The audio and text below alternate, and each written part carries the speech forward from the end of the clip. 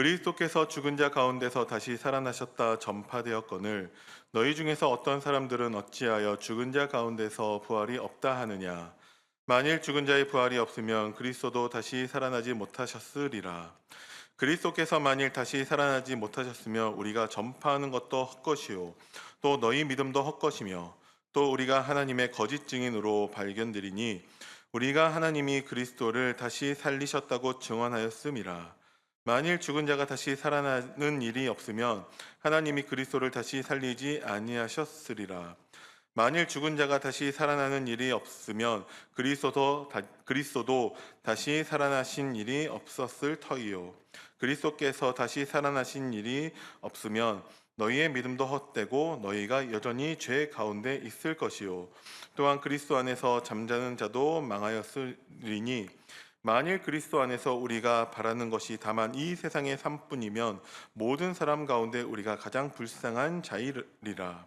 그러나 이제 그리스도께서 죽은 자 가운데서 다시 살아나사 잠자는 자의 첫 열매가 되셨도다. 사망이 한 사람으로 말미암았으니 죽은 자의 부활도 한 사람으로 말미암는도다. 아담 안에서 모든 사람이 죽은 것 같이 그리스도 안에서 모든 사람이 삶을 얻으리라. 그러나 각각 자기 차례대로 되리니 먼저는 첫 열매인 그리스도요, 다음에는 그가 강림하실 때에 그리스도에게 속한 자요, 그 후에는 마지막이니 그가 모든 통치와 모든 권세와 능력을 멸하시고 나라를 아버지 하나님께 바칠 때라.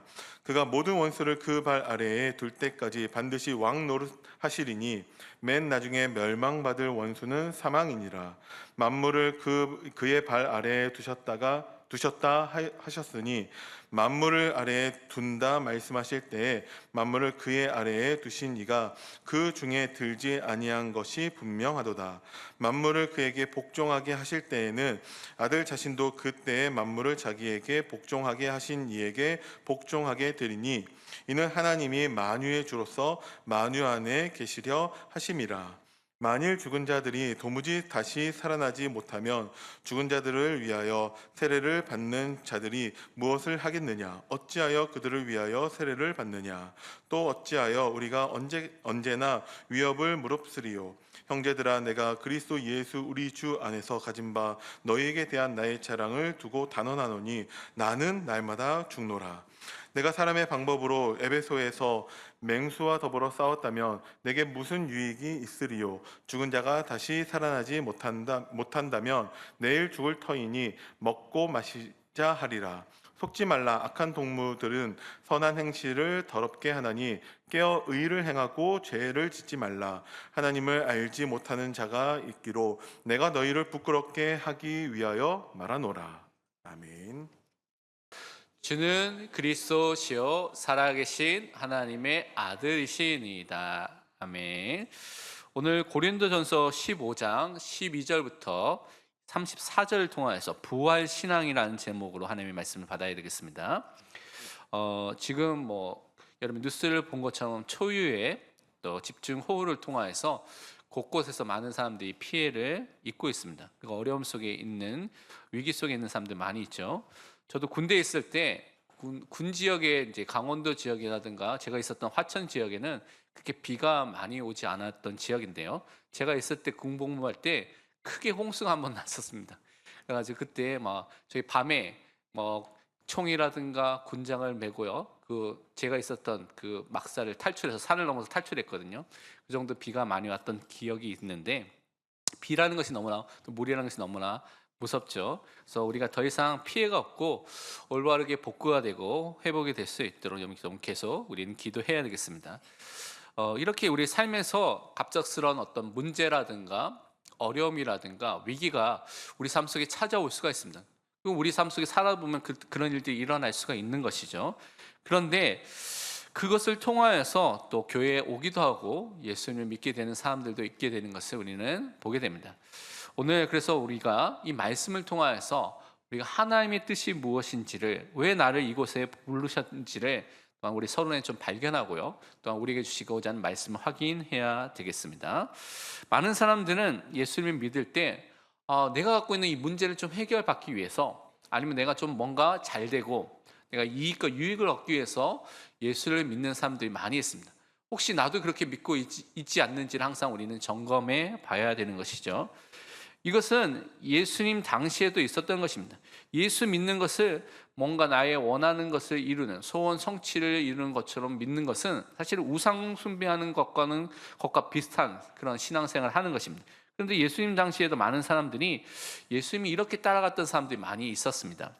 예수님께서 많은 말씀을 전하시고 보니까 많은 백성들이 배고픈 시간이 되었죠.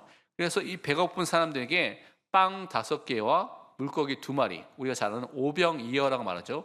오병이어를 통하여서 그들을 먹이셨습니다. 남자만 5천 명을 먹였다면 여자와 어린아이들까지 있으면 수만 명이 되겠죠. 그 사람들을 먹이는 기적의 역사를 이 사람이 체험했습니다. 눈앞에서 기적이 일어나는 것을 체험했던 사람들이죠. 그러니까 이 자리에 있던 사람들이 어떻게 했습니까? 예수님을 자신의 이 육신의 피를 채워줄 수 있는 왕으로 세우고자 했습니다. 그러니까 체험 중심의 생활을 하게 되면 잘못된 선택과 잘못된 방향으로 갈 수 있는 것을 많이 보여주는 것이 여러분이 성경에서 그것들을 많이 확인해 볼 수가 있습니다. 그래서 이 먹을 것, 지금도 먹는 게 너무나 중요하잖아요. 그렇죠? 근데 그 당시에는 지금부터 한 2000년 전이라는 것은 이 먹을 것이 가장 중요한 것 중에 하나입니다. 그래서 이 문제만 해결할 수 있으면 삶의 가장 많은 문제를 해결할 수가 있는 것이죠. 근데 예수님이 오병이어를 통하여서 다 먹이는 거예요. 이것을 통하여서 이 예수님 왕으로 세우려고 했죠. 요한복음 6장 15절은 그렇게 설명하고 있습니다. 그러므로 예수께서 그들이 와서 자기를 억지로 붙들어 임금으로 삼으려는 줄 아시고 다시 혼자 산으로 떠나가시니라. 사람들이 너무나 흥분해가지고 예수님 우리 왕으로 삼자 라고 막 예수님께 막 갔던 것이죠. 근데 예수님이 그것을 아시고 혼자서 산으로 가셨습니다. 뭐 하셨습니까? 다른 성경에 보면 기도하시러 가셨다고 말씀하셨죠. 예수님은요, 이런 사람들의 인기, 명예, 성공, 자리, 유명해지기 위해서 이 땅에 오신 것이 아닙니다. 우리를 구원하기 위해서 이 땅에 오셨기 때문에 그 순간에 사람들이 막 열광하는 그것을 기뻐하지 않고 혼자서 기도하러 가셨습니다. 그런데 많은 사람들은 그렇지 않죠. 많은 사람은 그런 사람들이 나를 인정해주고요, 알아주고 인기가 높아지면 거기에 도취돼서 함께 그 자리에 가는 사람이 너무나 많습니다. 그런데 우리가 거기에 속지 말아야 되는 것입니다. 초대교회, 고대교회에 있었던 사람들 중에 거짓 선지자들도 교회 안에 많이 있었습니다. 그래서 성경에 보면, 특히 서신서에 보면 그런 거짓 선지자들에 대해서 경계하는 말씀이 많이 있는데요. 왜냐하면 이 거짓 선지자들은 자기들의 이익을 위해서, 자기들의 유익을 얻기 위해서 거짓말을 하고요, 틀린 교리를 말하고 사람들을 유혹하고 미혹하는 일을 하였던 것입니다. 근데 그것이 지금에도 동일하게 일어나고 있습니다. 그래서 사람들과 가정들이 넘어지도록, 완전히 넘어지는 것은 완전히 전복되도록 속이는 일을 하고 있는 것입니다. 지금도 마찬가지인데, 요즘에 여러분이 뉴스를 보면 통일교 관련해서 조사하는 것을 보았죠. 근데 거기서 보면 제가 뉴스를 보니까 통일교에 헌금 들어온 걸 보니까요, 헌금에 대한 그런 기사가 짤막하게 나왔는데 국내 헌금만 1년에 200억 정도 들어온다고 합니다. 근데 이 국내 헌금보다 더 많이 들어온 곳이 있습니다. 어딜까요? 일본입니다. 일본에서 1년에 3천억대, 3,300억인가요? 작년은, 재작년에는, 그러니까 많을 때 그 정도까지 들어왔다고 합니다. 그러니까 이제 일본에서 통일교를 없앤다고 하니까 굉장히 큰 문제가 일어나고 있는 것이죠. 그러니까 지금도 많은 돈들이 그렇게 들어오고 있는데 이것들이 진짜 하나님과의 그 영광을 위해 쓰여지고 있느냐? 아니요. 그것이 자기들의 이익을 위해서 그것을 하고 있는 것을 너무나 많이 보게 됩니다. 디도서 1장 11절은 그래서 이렇게 말하고 있습니다. 그들의 거짓 선지자들의 입을 막을 것이라. 이런 자들이 더러운 이득을 취하려고 마땅하지 아니한 것을 가르쳐 가정들을 온통 무너뜨리는 도다. 하나님의 영광이 아니라 수치스럽고 비열하지만 그 이익과 돈을 얻기 위해서 그렇게 사람들이 이득을 위해서 활동하고 있다는 것입니다. 그런데 이것을 하기 위해서 마땅하지 않은 틀린 것들을 가르치면서 사람들을, 가정들을 완전히 어떻게 합니까? 뿌리채 뒤엎어버리는, 무너뜨린다는 것은 그냥 살짝 무너뜨리는 게 아니라 완전 뿌리를 완전히 뽑아가지고 엎어뜨리는, 전복시키는 그런 일들을 하고 있다고 말하고 있는 것입니다. 그런데 이런 사람들의 거짓 선지자의 특징이 무엇입니까? 입술로는 하나님, 복음 계속 얘기합니다. 하나님 복음 계속 이야기합니다. 근데 실제 삶에는 어떻습니까? 복음의 열매가 없습니다. 거룩한 열매, 성령의 열매를 맺는 삶이 없는 자들을 말하고 있습니다. 결국 이렇게 사는 사람들의 이야기가 교회 안에 초대교회도 있었고 지금도 계속 있는데, 많은 사람들이 내 문제 해결하기 위해서, 내 것을 해결하기 위해서, 내 이익을 위해서 교회에 왔다면, 이런 사람들이 어떻게 해요? 거짓 선지자들의 속임수에 너무나 쉽게 속을 수가 있다는 것입니다. 그래서 우리는 주의해야 되는 것입니다. 그래서 항상 성경은 열매를 보아서 그 나무를 안다고 하시고 말씀하셨죠. 왜냐하면 우리가 당장에 예수님 얘기하니까 그것이 맞는 것처럼 보이지만, 사실 시간이 지나서 열매를 보면 그 말이 진짜 믿음에서 나온 말인지 아니면 속이기 위해서 한 말인지를 그 열매를 통해서 알게 되는 것입니다. 그래서 우리는 항상 열매를 통하여서 그 나무를 볼 수 있는 은혜가 임하여야 되는 것입니다. 디도서 1장 16절에 이렇게 말하고 있습니다. 그들이 하나님을 시인하나, 말로는 시인한다는 것이죠. 행위로는 부인하니 가증한 자요, 복종하지 아니한 자요, 모든 선한 일을 버리는 자니라. 공식적인 자리에는 내가 하나님 알고 있어, 하나님 믿고 있어, 하나님께 영광 돌려라고 말을 하고 있는데, 삶에는요 그것을 부정합니다. 말과 행동이 일치가 되지 않고, 우리가 100% 일치되지 않지만 그렇게 살고 있잖아요. 그런데 일치가 되지 않고 모순을 내어서 결국 그들의 말이 틀린 것을 나타내는 그런 사람들이 있었다는 것입니다. 그래서 그들은요 가증한 우상 숭배와 같은 하나님이 역겨워하는 그런 행위를 하는 사람들이고요, 결국은 하나님의 말씀에 불순종하고 반항하는, 복종하지 않은 사람들이고요, 결국 하나님께서 버린 자라고 말하고, 선한 일을 버린 자라고 말하고 있는데, 이것은 가짜로 판명된 자라는 것을 말하고 있는 것입니다. 성경을 통해서 그런 사람들이 있다고 우리에게 분명히 말씀해 주고 계십니다. 그래서 우리는 이런 현장에 있는 사람들을 보면서 어떻게 해야 됩니까? 우리를 속량해 주신 예수 그리스도를 믿도록 우리를 부르신 것을 항상 붙잡아야 되는 것입니다. 하나님의 은혜 속에서 우리가 이 은혜 속에서 부르심을 받은 자가 되었습니다. 하나님께서 여러분을 왜 많은 교회가 있는데 그리스도 사랑교회로 부르셨습니까? 전국에 대략 보니까 6만 8천 개에서 7만 개, 정확한 통계가 나오지 않는데 그렇게 교회가 있다는 통계도 있고요, 여러 가지 통계가 있습니다. 그러니까 수만 개의 교회가 있죠. 전국에 대구에만 1,800개에서 2,000개 정도의 교회가 있다고 합니다. 그 많은 교회도 있고 다른 종교도 있는데, 하나님께서 여러분을 이 자리에 불러주셨는데 왜 우리를 이 자리에 불러주셨습니까? 그것은 여러분께서 다른 것을 듣는 것이 아니라 이 십자가의 복음, 그리스도의 복음, 부활의 복음을 통하여서 예수님을 정말 알고요, 예수님을 정말 믿고요, 예수님을 나의 주인으로, 왕으로, 목자로 인정하는 사람으로 서서 하나님의 영광을 위해서 살 사람으로 여러분을 불러주신 것입니다. 그 은혜 속에서 여러분이 이 자리에 와 있는 것입니다. 그 은혜가 임할 수 있도록 우리가 기도해야 되는 것입니다. 예수님만이 우리를 속량, 구속할 수 있는 유일한 구원자가 되십니다. 이 속량과 구속이라는 의미는 예수님 당시에 포로로 잡혀온 사람들, 노예로 잡혀온 사람들을 그들에게 몸값을 지불해서, 그래서 대속이라고 하죠. 몸값을 지불해서 그들에게 참된 자유와 해방을 주는 것을 구속, 속량이라는 의미로 쓰고 있는 것입니다. 예수님께서 이 죄의 종된 우리에게 그 십자가의 보혈을 통하여서 우리를 사셔서 우리에게 참된 자유와 해방을, 죄 용서함을 우리에게 허락해 주신 것입니다. 그래서 우리는 이 은혜를 항상 누리는 믿음의 사람으로 항상 서야 되겠습니다. 골로새 1장 13절과 14절 그래서 이렇게 말하고 있습니다. 그가 우리를 흑암의 권세에서 건져내사 그의 사랑의 아들의 나라로 옮기셨으니 그 아들 안에서 우리가 속량 곧 죄사함을 얻었도다. 우리는요 또한 이 흑암의 권세, 이 흑암이라는 것은 죄와 사망과 사탄의 권세와 통치를 말합니다. 그 속에 있었던 죄의 종과 사망의 종, 죄의 결과로서 사망의 종과 그래서 사단의 속박 속에 있었던 우리를 건져냈었다고 말하고 있습니다. 이 건져냈다는 것은 적의 공격과 위협한 상태 속에 있는 그 사람을 빼앗아 오는 것을 말합니다. 그냥 살짝 옮긴 것을 말하는 것이, 건져내는 것을 말하는 것이 아니라 완전히 그 공격을 막아내고요, 그 속에서 빼앗아 오는 하나님의 주권적인 역사가 일어나게 된 것이죠. 그래서 여러분은 하나님의 나라로 이미 신분이 바뀌어진, 옮겨진 자가 되었습니다. 그래서 여러분이 속량, 죄 용서함을 받은 자로 지금 살고 있는 것입니다. 이것은 예수 그리스도를 믿을 때 여러분에게 이미 임하게 됐죠. 근데 여러분이 예수 그리스도를 믿을 때 이미 여러분은 예수 그리스도를 나의 주로, 주인으로, 왕으로, 목자로 고백하고 받아들이고 여러분은 예수님을 믿게 된 것입니다.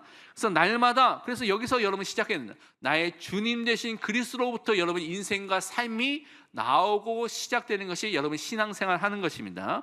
그래서 매일매일 그리스도가 주인된 삶을 살아가도록 우리를 부르셨다는 것을 고백하시고 인정하시고 기도하시고 하루를 시작하시길 바랍니다. 우리 다 함께 골로새 2장 6절 7절 말씀을 함께 읽도록 하겠습니다.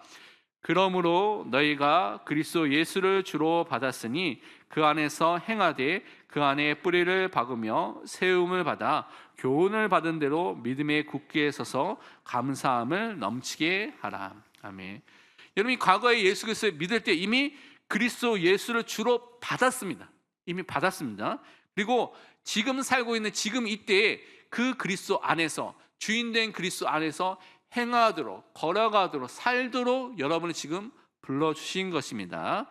그래서 날마다 그리스도와 연합된 자로 사는 것입니다.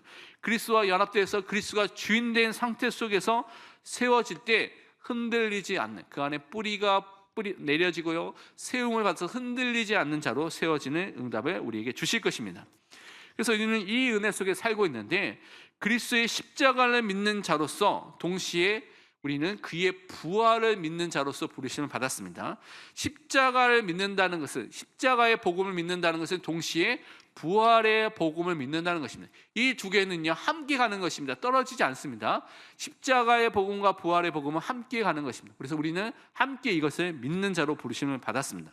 그런데 오늘 고린도 교회를 보니까 너무나 많은 문제가 있잖아요. 그렇죠? 막 서로 분파가 있고요, 서로 또 음란의 문제가 있고, 우상 숭배해서 그 제물을 먹는 문제가 있고, 은사 때문에 갈라지고, 너무나 복잡한데 이제 15장에 와서는 어떤 문제를 말하면 부활에 대해서 부인하는 사람들이 있다고 말하고 있습니다. 오늘 12절에 보니까 그리스도께서 죽은 자 가운데서 다시 살아나셨다 전파되었거늘 너희 중에서 어떤 사람들은 어찌하여 죽은 자 가운데서 부활이 없다느냐, 부활이 없다고 말하는 사람들이 이 고린도 교회에도 일부 있었다고 성경 말하고 있죠. 그래서 오늘 우리는요 본문 말씀을 통하여서 우리에게 있는 성경적인 올바른 부활에 대한 신앙을 회복하고요, 그 믿음을 또한 통하여서 살아가는 믿음의 사람으로 서야 되겠습니다.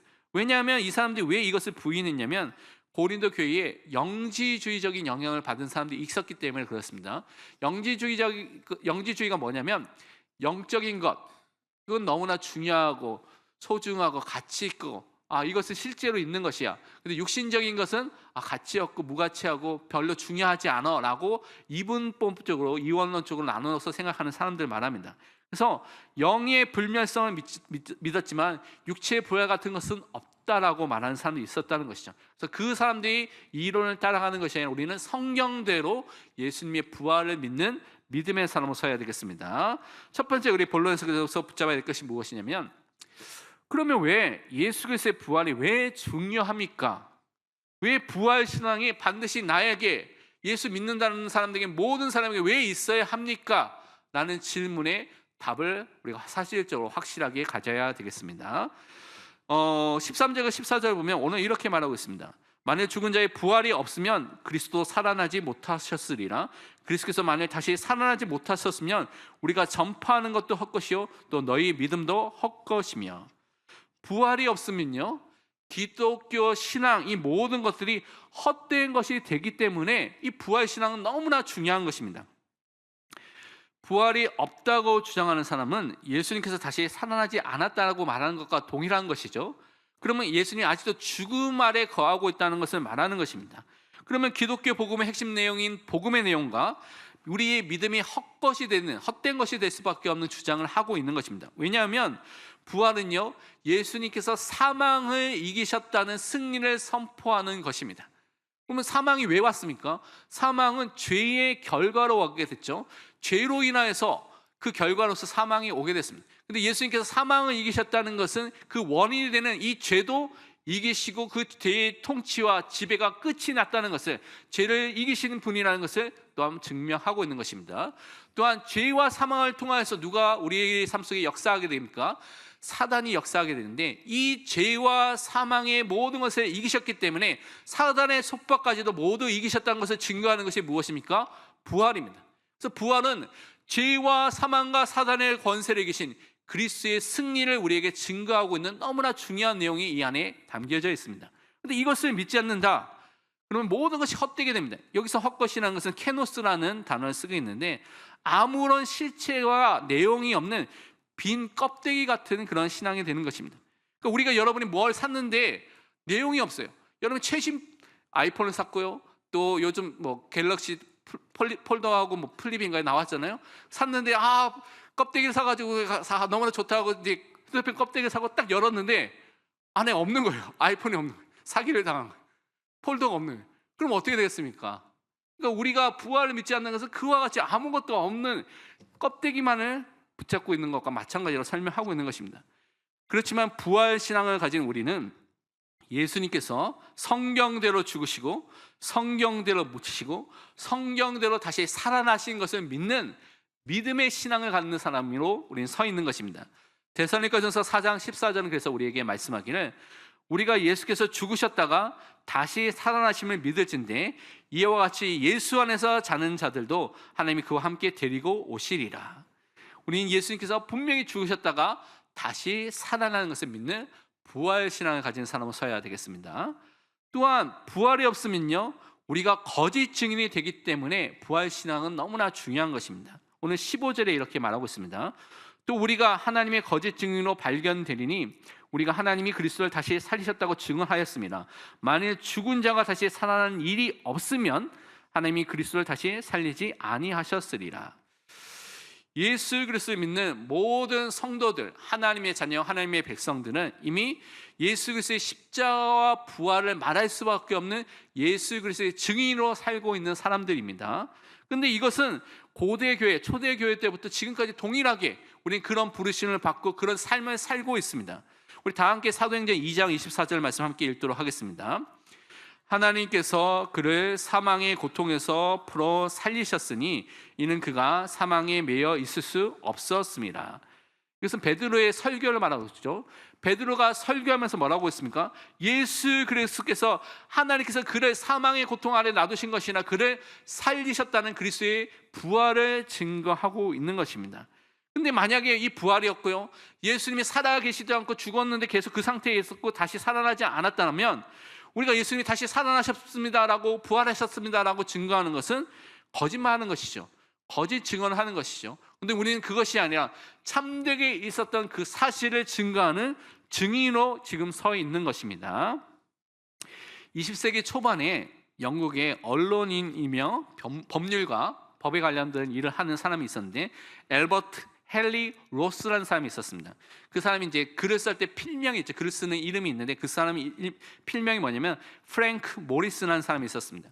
그래서 프랭크 모리스는 이름을 글을 썼는데, 이 사람이 기독교 신앙에는 굉장히 회의적이고 이건 믿을 것이 못돼, 특별히 부활 같은 거 완전히 거짓말이야, 예수 제자들이 거짓말 말아서 만들어낸 거라고 생각하고 주장했던 사람입니다. 그래서 어느 날 이것이 진짜 가짜인 것을 우리 발견하고 내가 증명해야겠다라고 생각하면서 그 자신의 능력으로 예수 그리스도의 마지막 일주일과 그 부활에 대한 것들을, 이 허구성을 증명해야겠다고 책을 쓰기 시작했습니다.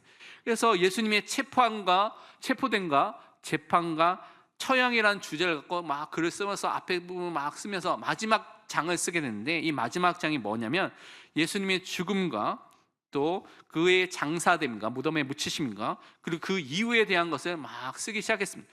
그것을 쓰면서 증거를 모으면서, 법률가니까 얼마나 논리적으로 생각하고 증거를 갖고 생각하겠습니까? 그래서 증거를 모았는데 예수님이 그 있었던 자리는 정말 비어있는 빈 무덤이었고요, 또한 예수님의 그 상황은 제자들이 시체를 옮기거나 할 수 있는 상황이 안 됐죠. 왜냐하면 군인들이 지키고 있었고 큰 돌이 막고 있었고 여러 가지 상황이 있어 그 시체를 옮길 수 없는 상황이라는 것도 보게 됐습니다.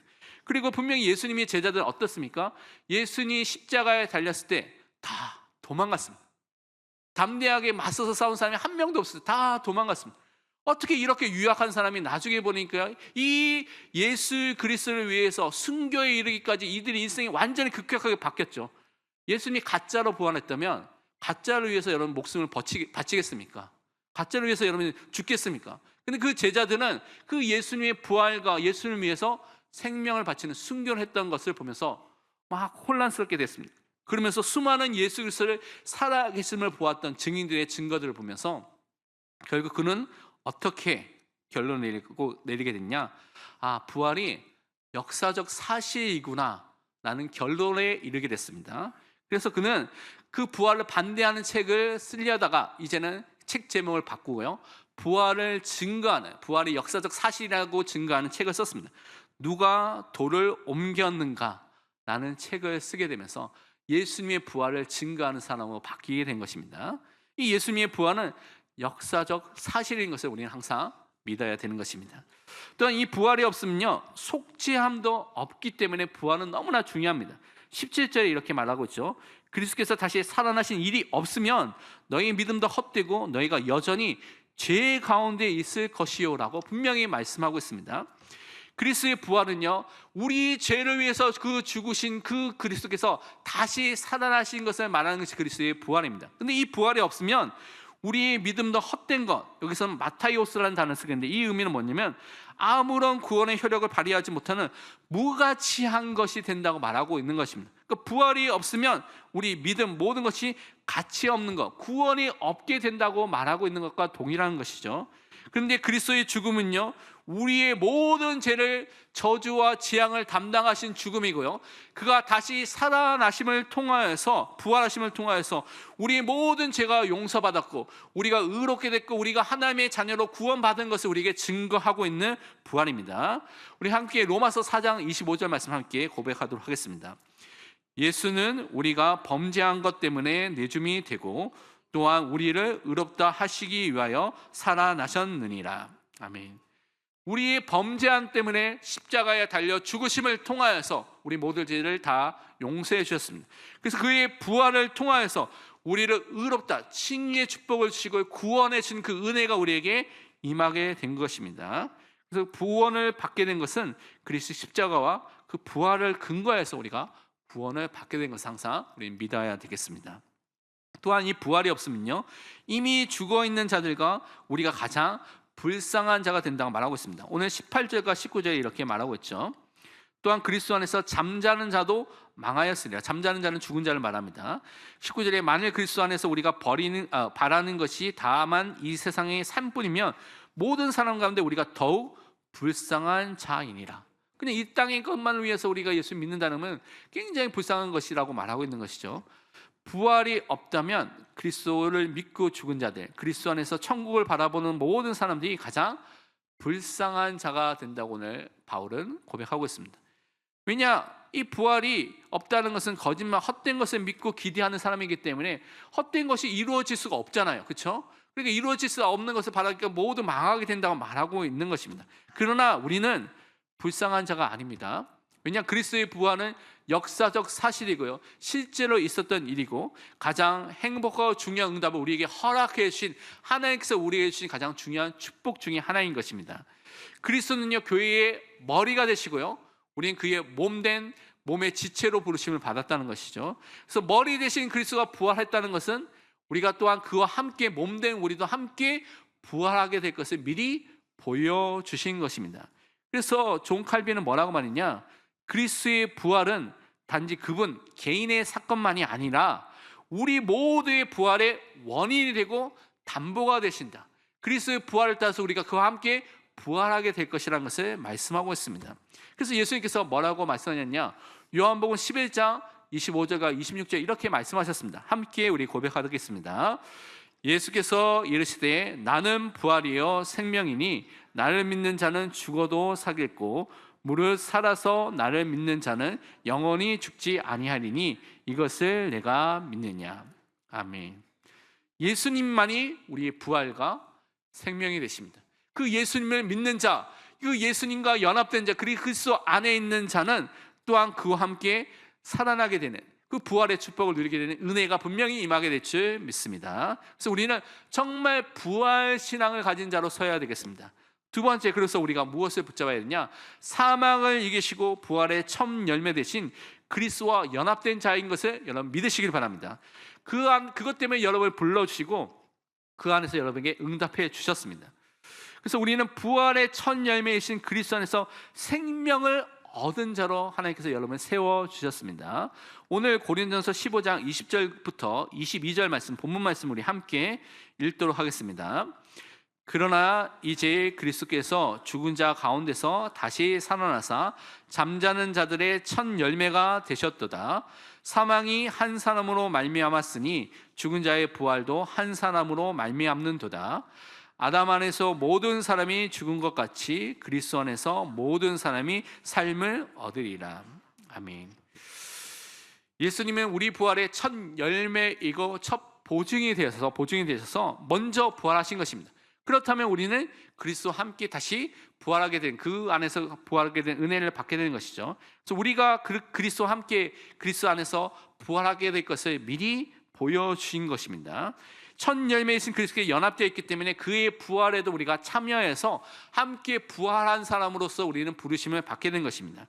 로마서 11장 16절에 이렇게 말씀하고 있습니다.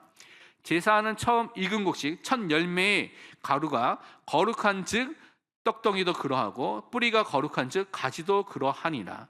첫 열매가 거룩하니까요, 첫 열매를 통해서 그 가루를 통해서 만든 떡덩이도 거룩하게 되는 그 원리처럼 첫 열매 대신 보증이 되신 그리스도가 부활하셨기 때문에 우리도 그와 함께 부활하게 될 것이라는 것을 우리는 확인해 볼 수가 있는 것입니다. 그러면서 우리는 꼭 기억할 것이 아담 안에서 한 사람이 범죄함으로 통하여 아담 안에 있는 모든 사람이 죄인이 되었습니다. 그게 대표의 이론이죠. 근데 그리스도 안에 있는 모든 사람은 그리스도 안에 있기 때문에 그와 연합되어 있기 때문에 그 안에서 생명을 얻게 되고요, 부활의 축복까지도 받게 되는 것을 오늘 우리에게 증거하고 있는 것입니다. 로마서 5장 17절에 그래서 이렇게 말씀하고 있습니다. 한 사람의 범죄로 말미암아 사망이 그 한 사람을 통하여 왕노릇하였은즉 더욱 은혜와 의의 선물을 넘치게 받는 자들은 한 분 예수 그리스도를 통하여 생명 안에서 왕노릇하리라. 여러분은 예수 그리스도 안에 있는 자입니다. 그래서 여러분요, 더 이상 사망과 죄의 법 아래에 있는 자가 아니라 생명과 성령의 법으로 해방된 자가 되었습니다. 생명을 얻은 자가 됐고요, 그 안에서 왕노릇하는 자로 완전히 바뀌게 된 것입니다. 그래서 그 은혜를 항상 누리는 것입니다. 또한 사망에 계신 영원한 왕이 되신 중보자 되신 예수 그리스도를 믿는 믿음 안에 여러분은 지금 살고 있습니다. 예수님 그리스도는요, 부활의 첫 열매에서 먼저 또한 그가 살아나셨다는 것이죠. 그래서 23절에 보면 먼저 첫 열매인 그리스도가 먼저 부활하셨고 다음에는 그가 강림하실 때, 다시 오실 때 그리스도에 속한 자가, 그리스도 안에 있는 자, 그리스도와 연합된 자들이 다시 어떻게 합니까? 부활하게 된 것입니다. 그리스도가 재림하실 때, 마지막 종말 때 우리의 육체의 부활이 있다는 것을 말하고 있는 것이죠. 그러면서 말씀하기를 24절에 보니까 이렇게 말하고 있습니다. 그 후에 마지막에는 그가 모든 통치와 모든 권세와 능력을 멸하시고 나라를 아버지 하나님께 바칠 때라. 25절에 보면 그가 모든 원수를 그 발 아래에 둘 때까지 반드시 왕노릇 하시리니 26절에 말씀하기를 맨 나중에 멸망받을 원수는 사망이라고 말하고 있습니다. 예수님은 만왕의 왕, 만주의 주로 오셨죠. 영원한 왕이십니다. 그래서 이 세상의 모든 나라를 성부 하나님께 바치게 되는 그때가 마지막 종말 때가 오게 되는 것이죠. 그러면서 마지막 원수인 사망을 완전히 멸하시고 승리한 때가 반드시 오게 된다고 성경은 말하고 있습니다. 완전한 승리가 예수님의 재림 때, 예수님께서 다시 오실 때에 이루어지게 됩니다. 왜냐? 그때 하나님 나라가 이 땅에 정말 새하늘과 새 땅을 통해서 이루어지기 때문에 그렇습니다. 요한계시록 21장 4절은 이렇게 그것을 말씀하고 있습니다. 모든 눈물을 그 눈에서 닦아주리니 다시는 사망이 없고 애통하는 것이나 곡하는 것이나 아픈 것이 다시 있지 아니하리니 처음 것들이 다 지나갔음이로라. 더 이상 영원한 천국에는 더 이상 죄로 인해서 오게 되는 그런 죽음과 죄로 인해서 오게 되는 애통과 고통과 또한 아픔이 없는 것이 된다고 말하고 있습니다.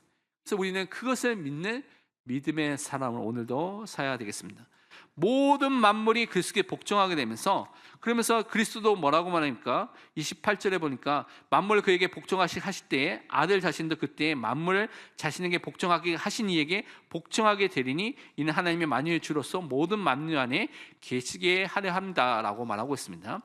모든 만물이 먼저 그리스도께 복종한다고 말하고 있고요. 그러면서 그리스도가 이제는 하나님께, 성부 하나님께 복종한다고 말하고 있는데, 여기서 주의할 것이 그리스도가 어떤 존재론적으로 차이가 있어서, 어떤 차이가 있어서, 질적인 차이가 있어서 열등하기 때문에 성부 하나님께 복종한다는 의미가 아닙니다. 이 예수님이 또한 동등하신 하나님이신데, 그분이 중보자로서 성부 하나님이 말씀하신 구속 사역을 완성하셨기 때문에 그것을 위해서 성부 하나님께 복종하시면서 이 모든 구속 사역이 이루어지도록 하신 일에 순종하셨다는 것을 말하고 있는 것입니다. 그래서 그 순종함을 통해서 모든 구속 사역이 이루어지게 되는 것입니다. 결국 이 부활 신앙은 어떻게 납니까? 올바른 신앙 생활로 반드시 열매 맺고 나타나게 되어 있습니다. 본문 29절에 보니까 좀 특이한 구절이 있는데요. 죽은 자를 위해 세례를 받는 자들이라는 표현이 있습니다. 이것이 이제 논쟁이 되는 난해 구절 중에 하나인데, 우선은 여러분이 알 것이 죽은 성도를 대신해서 대신 세례를 받는 대리 세례를 말하는 것이 아닙니다. 이 의미는 칼빈은 뭐라고 이것을 설명했느냐? 죽은 자들과 연합에 대한 소망을 가지고 세례를 받는 것이다. 나중에 전 우주적인 교회를 이룰 때 하나로 연합되죠. 그 축복을 소망하면서 세례를 받는 것이다. 또는 죽음이 임박한 상황 속에서 부활의 소망을 가지고 세례를 받는 것을 설명하고 있다라고 말하고 있습니다. 그래서 우리는 그 부활의 소망과 앞으로 우리가 연합돼서 한 교회를 이루고 한 몸을 이루게 되는 것을 소망하면서 살아가고 있는 것입니다. 그래서 부활이 없다면 복음 때문에 받는 고난은 아무 의미가 없게 되는 것입니다. 로마서 8장 18절 말씀을 우리 함께 고백하도록 하겠습니다. 생각하건대 현재의 고난은 장차 우리에게 나타날 영광과 비교할 수 없도다. 지금의 고난이 우리가 받아야 될 그 부활과 부활 때 이루어질 영광스러운 모습으로 받아야 될 그 영광과는 비교할 수 없게 되는 것입니다. 사도 요한의 직계 제자가 있었는데요. 그 사람이 AD 69년부터 155년까지 살았던 서머나 교회 감독이었던 폴리캅이라는 사람이 있었습니다. 이 사람이 로마 황제 숭배를 거절하다가 86세 때, 거의 그때 노령의 나이로 그때 잡혀왔습니다. 그래서 원형 경기장 앞에 다 끌려 나가게 됐으면서 로마 총독이 물어봤습니다. 네가 진짜 그리스도를 저주하고 황제에게 맹세하면 네 목숨을 살려주겠다 라고 말했을 때 이 폴리갑이 이렇게 대답을 했습니다. 지난 86년 동안 내가 그분을 이렇게 섬겨왔는데 그분은 단 한 번도 나를 부당하게 대한 적이 없다. 하나님께서 그렇게 하지 않았다는 것이죠. 그런데 내가 어찌하여 나를 구원하시고 나의 왕이 되신 그분을 모독할 수 있습니까? 라고 대답했습니다. 그러니까 이 총독이 절하지 않으면 불에 태워주겠다, 화형하겠다라고 위협을 하게 되는 것이죠. 그때 담대하게 말하기를 당신이 위협하는 이 불은 잠시 붙었다가 다시 시간이 지나면 꺼지게 되는 그 불입니다. 그런데 우리들을 위해서 예비된 다가올 심판과 영원한 불이 있다는 것을 반드시 아시기를 바랍니다. 그래서 왜 지체하십니까? 빨리 당신이 행하자고 하는 것을 행하십시오 라고 해서 화형을 받게 됐습니다. 그래서 화형대 앞에 묶여서 서서 이 폴리갑이 이렇게 기도했습니다. 하나님, 저를 이 순간에 이르도록 당신의 순교자들의 반열에 참여할 자격이 있도록 지켜주시니 감사합니다. 저는 오늘 그리스도의 잔해에 참여하여 성령의 썩지 아니함 가운데 영혼과 육신이 영생으로 부활할 것을 믿습니다 라고 고백하면서 순교했습니다. 그 부활의 신앙이 있었기 때문에 그 순교에 이르기까지 그리스도를 부인하지 않고 믿었던 것을 우리는 확인해 볼 수가 있습니다. 그래서 우리는 정말 이 고난 속에서도 부활을 믿는 믿음의 사람으로 서야 되겠습니다. 근데 이 부활을 부인하는 이단들은 어떻게 삽니까? 어떻게 살고 있냐면 오늘 말씀에 말하기를 32절 마지막에 보면 내일 죽을 터인데 먹고 마시자 하니라. 내일은 우리가 죽을 건데 지금 오늘 당장 즐기자, 먹고 마시고 내가 하고 싶은 거 마음대로 하자라고 사는 것입니다. 그런데 성경은 그렇게 하지 말라고 말했죠. 33절과 34절 보면 속지 말라고 말하고 있습니다. 악한 동무들이 선한 행실을 더럽힌다고 말하면서 깨어 의를 행하고 죄를 짓지 말라고 우리에게 분명히 말하고 있습니다. 부활을 부인하면요, 그런 이단들은 필연적으로 타락하고요, 방종하고요. 그래서 하나님을 거부하는 그런 삶을 살게 되는 것입니다. 그런데 부활 신앙을 갖고 있는 사람은 주님이 오실 것을 기대하고 소망하고 영적으로 깨어 있기 때문에 죄와 싸우게 되고요. 거룩한 삶, 하나님께 영광 돌리는 삶을 살게 되는 것이 부활 신앙을 가진 사람의 삶인 것입니다.